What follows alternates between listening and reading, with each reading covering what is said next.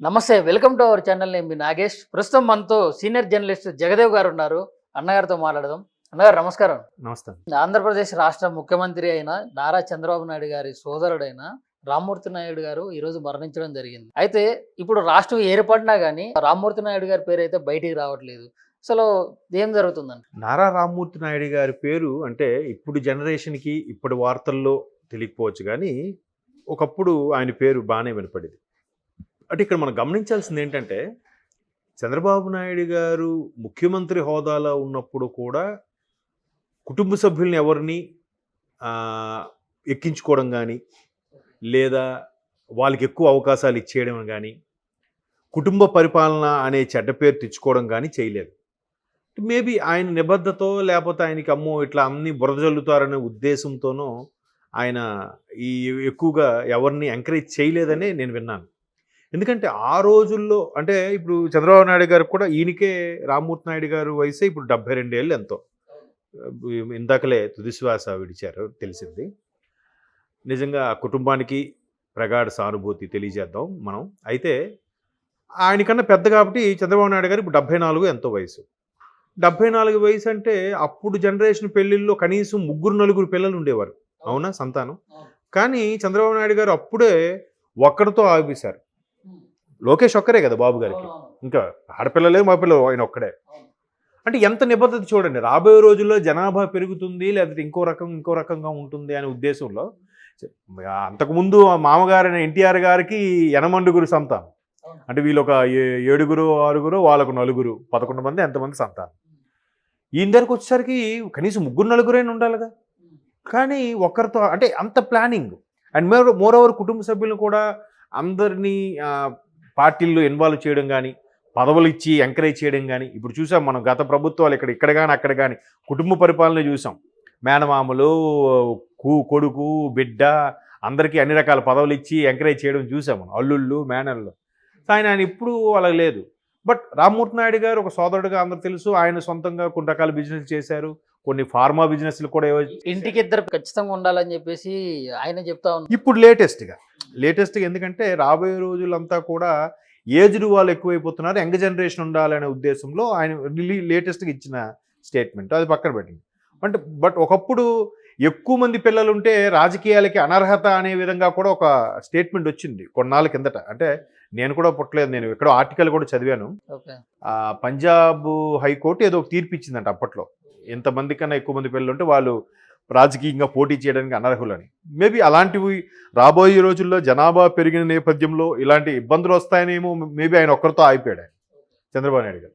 So అట్లా కుటుంబంతో ఎప్పుడు కూడా న్యూట్రల్గా, బయట కార్యకర్తలు వీటితో కూడా ఎలాగ న్యూట్రల్గా ఉంటాడు ఆయన, కుటుంబ సభ్యులు కూడా అలాగే ఉంటాడు. ఆయన తర్వాత టీడీపీలో చేరారు. ఒకసారి టీడీపీలో ఉన్నారు. ఆయన కూడా ఎమ్మెల్యేగా పోటీ చేసి గెలిచారు చంద్రగిరి చంద్రగిరి. ఆ తర్వాత మరలా ఏమొచ్చాయో తెలీదు, ఇబ్బందులు గ్యాప్ వచ్చింది అనుకున్నారు. తర్వాత ఈయన కాంగ్రెస్లోకి వెళ్ళడం రామ్మూర్తి నాయుడు గారు. గత 2 ఏళ్ళుగా వస్తున్న ట్రోల్స్ ఏంటంటే అసలు రామ్మూర్తి నాయుడు గారు ఎక్కడున్నారు, కనబట్లేదు. బట్ నారా రోహిత్ వాళ్ళ అబ్బాయి, ఆయన హీరో కదా, రీసెంట్గా ప్రతినిధి 2 అని కూడా ఒక సినిమా తీశారు. ఆయన ఎప్పుడు కూడా చంద్రబాబు నాయుడు గారితో కానీ లేదంటే లోకేష్ గారితో కానీ చాలా చనువుగా ఉంటారు. బట్ రామ్మూర్తి నాయుడు గారు ఎప్పుడు తెర మీదకి రావడం కానీ లేదా మీడియా ముఖంగా కలవడం కానీ ఇప్పుడు చూడలేదు. దానికి సంబంధించి మీడియాలో క్వశ్చన్స్ వచ్చాయి. అసలు రామ్మూర్తి నాయుడు గారు బతికే ఉన్నారా లేదా అన్నట్టు కూడా కొంతమంది క్వశ్చన్ చేశారు. అవును. బట్ దానికి ఎక్కడా రెస్పాండ్ అవ్వలేదు. ఆయన అనారోగ్యంతోనే ఉన్నారు, కొంత వయసు అయిపోవడం వల్ల ఇంటికే పరిమితం అయ్యారు అన్నట్టు కూడా రీసెంట్గా రోహిత్ గారు కొన్ని ఇంటర్వ్యూస్ రీసెంట్గా ఆయన చేసిన సినిమాలు రిలీజ్ అయినప్పుడు, లేదంటే ఆయనకి రీసెంట్గా ఎంగేజ్మెంట్ కూడా అయింది కదా నారా రోహిత్ గారు. ఆ ఎంగేజ్మెంట్లో కూడా బాబు గారు, భువనేశ్వర్ గారు రావడం, ఆ కార్యక్రమాలన్నీ కూడా బాలయ్య గారు, మిసెస్ బాలయ్య గారు దగ్గరుండి చూసుకోవడం చూసాం. కానీ రామ్మూర్తి నాయుడు గారు అప్పుడు కూడా బిడ్డకు వచ్చి దీవించినట్టుగా తెర మీద కనబడినట్టు కూడా మనం చూడలేదు. బట్ అప్పటికే ఉన్న వార్తలు ఏంటంటే ఆయన అనారోగ్యంగా బాగా సిక్ అయ్యారు, ఇంటికే పరిమితం అయ్యారు, బయటికి రాలేని పరిస్థితిలో ఉన్నారు అన్నట్టుగా చెప్పారు. కానీ ఇక్కడ ఒక విషయం ఏంటంటే అన్నగారు, ఇప్పుడు మన కాంగ్రెస్ కి వ్యతిరేకంగా పుట్టిన పార్టీ టీడీపీ. అవును. ఇప్పుడు ఆయన టీడీపీ పార్టీ నుంచి చంద్రగిరి ఎమ్మెల్యేగా పనిచేసిన తర్వాత మళ్ళీ కాంగ్రెస్లోకి ఎందుకు వెళ్ళారంటారు? అది ఎప్పుడు ఇప్పుడు అదే క్వశ్చన్ కానీ మీరు రైజ్ చేస్తే, ఏదైతే టీడీపీ కాంగ్రెస్కి వ్యతిరేకంగా పుట్టేదనే దానికన్నా తెలుగువారి ఆత్మగౌరవం సంబంధించి పుట్టిందనే చెప్పాలి. ఎందుకంటే అన్నగారు మహానటుడు ఎన్టీఆర్ గారు ఆ నినాదం ఎత్తుకొనే తెలుగుదేశం పార్టీని స్థాపించడం జరిగింది 1982లో ఎప్పుడో. అఫ్ కోర్స్ 83లో గవర్నమెంట్ ఫామ్ చేశారు. సో ఆ క్రేజ్ మీద ఆయన క్లీన్ స్వీప్ చేయడం, గవర్నమెంట్ ఫామ్ చేయడం, కాంగ్రెస్ని ఎదిరించి రాష్ట్రానికి రావాల్సిన ఏవైనా ఉన్నాయో ఫండ్స్ గిన్స్ అన్నీ రప్పించడం, ఈయన సెపరేట్గా కొన్ని రకాల పథకాలు పెట్టడం, ఇవన్నీ చేసినప్పటికీ ఆ తర్వాత ఈయన్ని ఒక వ్యక్తి ఈయనకు వచ్చి ఈయన కలిసి, ఆయన పేరు మన నాదెండ్ల భాస్కర్రావు గారు.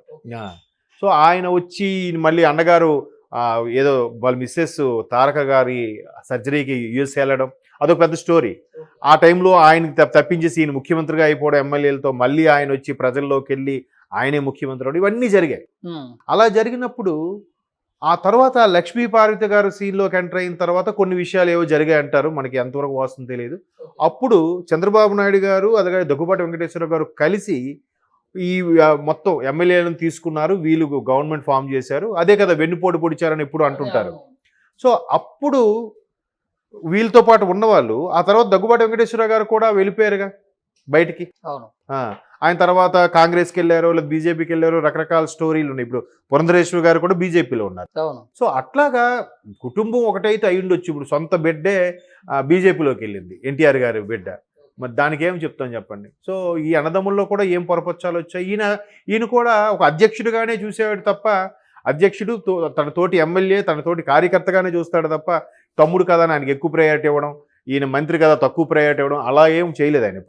ఎప్పుడు కుటుంబ సభ్యుల్ని ఎంకరేజ్ చేయలేదు, రాజకీయాల్లోకి రావడం విషయంలో కానీ లేదంటే మిగతా విషయాల్లో కానీ. ఈవెన్ లోకేష్ గారికి కూడా ముందు కార్యకర్తగా స్టార్ట్ అయ్యి అన్ని తిరిగి ప్రజల్లోకి వెళ్ళిన తర్వాత కదా ఆయనకి ఎమ్మెల్సీ చేసి మినిస్ట్రీ చేశారు.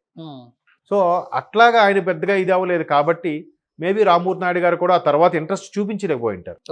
బట్ కుటుంబ రిలేషన్స్ అయితే ఉన్నాయిగా. మరి మొన్న కూడా నారా రోహిత్ ఎంగేజ్మెంట్కి కూడా దగ్గరుండి వీళ్ళే బాధ్యతలు తీసుకున్నారు. ముఖ్యమంత్రిగా అంత బిజీగా ఉన్నప్పుడు కూడా ఆశీర్వదించడానికి వచ్చారు. ఇవన్నీ జరిగాయి. ఈవెన్ మరి బాలయ్య గారు వసుంధర గారు బాధ్యత తీసుకున్నారంటే బికాజ్ ఆఫ్ లోకేష్ బట్టే కదా. లోకేష్ తమ్ముడుగా ట్రీట్ అల్లుడు గారు తమ్ముడు, ఈయనకు అల్లుడు కదా, అల్లుడు మేనల్లుడు తమ్ముడు కాబట్టి ఆ బాధ్యత తీసుకున్నారు. సో అట్లా ఏవో జరిగింది. మొత్తానికి రామ్మోహన్ నాయుడు గారు తుదిశ్వాస విడిచారు. బాబు గారు ఢిల్లీ పర్యటనలో ఉన్నారు.